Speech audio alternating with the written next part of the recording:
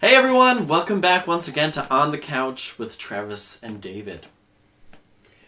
The Winter Solstice Part 1, The Spirit World. I think it's The Spirit World, Winter Solstice Part 1. Well, it wasn't... What I liked about this is when I looked at it, I'm like, you had the same sort of reaction where it was like, Part 1, Part 2, I don't know about doing a divided one, but it was very much its own story. I think the other ones are just also focused on the solstice, is the idea. Yeah, I think it's really not even Part 1, Part 2. It's just like, episodes that are connected in that they learn one thing from one episode that helps them with the next one. And they throw a lot at you story-wise in this episode, which is good. It's kind of a pickup. Because the spirit world is introduced, and that's like a big part of this and the other series and other elements. Mm-hmm. And then we also have a good B-plot with Zuko and Iroh, which is nice. I mean, it's not the most interesting thing in the whole universe, and they don't even really say that much, but you get that great character moment where, should I get the Avatar? Should I save my uncle? Because we know that catching the Avatar is kind of the most important thing to Zuko, but now we see there's one thing that is more important, and that's his uncle. But it's also interesting because Iroh and Zuko both saw the Avatar while he was in the spirit world. No, I think Zuko saw the bison. If I'm not mistaken. Okay. It was Iroh that saw the dragon and going through it, which is interesting. I don't really know what that means right now. I don't entirely remember what exactly that entails. Yeah, exactly. It's just interesting character. I think what they did with the Zuko, again, I think for me, what I really like about the series is when they do something cool with bending, and it was cool what they did with Iroh's plot. Because he's like a master bender, so it makes sense that he would have more unique techniques. Yeah, I like you said, I don't know how much like throwing around a chain will break a boulder. But when he blew like steam on his cuffs and burned the guy's hand, that was great. Yeah, that was cool. And also, like them making like an earthen casing for Iroh so he can't move, and like it's just cool things they were doing with that.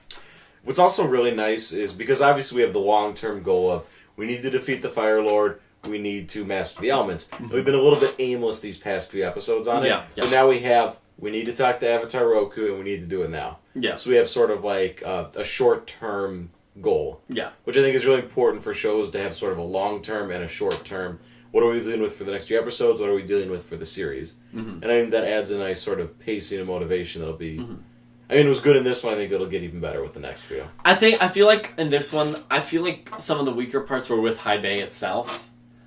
Just in terms of, like, I don't know if that necessarily needed to, like...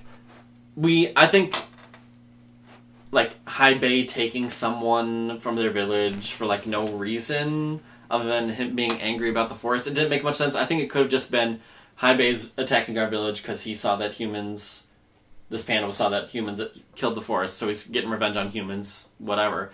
And then, like, he could have kidnapped Sokka, or Sokka could have tailed him or something. I just feel like it didn't everything didn't completely mesh together for the High Bay part. We needed the focus on the spirit world. Or Hey Bai, whatever. We needed the focus on the spirit world, but we didn't, him being, it was a cool monster design, it was nice action to watch it, and the part at the end with the panda is nice, but you're right, it's sort of, I don't want to say contrived. I was going to say contrived. It's not fully fleshed out. It feels a little weaker. It's not what the focus is on, but considering it's sort of the drive for the episode, at least the first two acts, it doesn't feel as engaging as it could have been. Yeah. Because they could do anything with the spirit world. It could be literally anything. Or they could have done it where just, like, the dragon itself, like... Roku's dragon is hanging out in this forest, and then, like, it starts attacking the village, then the dragon's like, oh, that's the Avatar. And if you can clip out these elements that don't really mean anything, it just creates a more interesting experience because you're focusing on what's important. Yeah. So you're having they kind of force it a little bit too in the beginning with the whole, I'm sad that the forest is going to rebuild itself. You watch that scene and you're very much like, this is something that's going to be puppeted at the end of the episode. Yeah.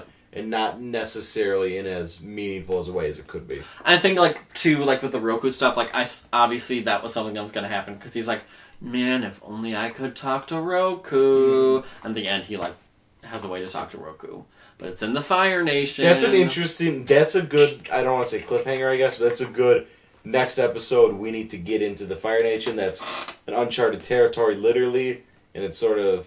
It's complicated, but it works because it makes sense, because we know that like the previous water avatar, her shrine's in a water village or like a village of like water people, or like the air avatar was a village of air, like previous airbenders. You know, like it makes sense that the shrine for the fire avatar would be.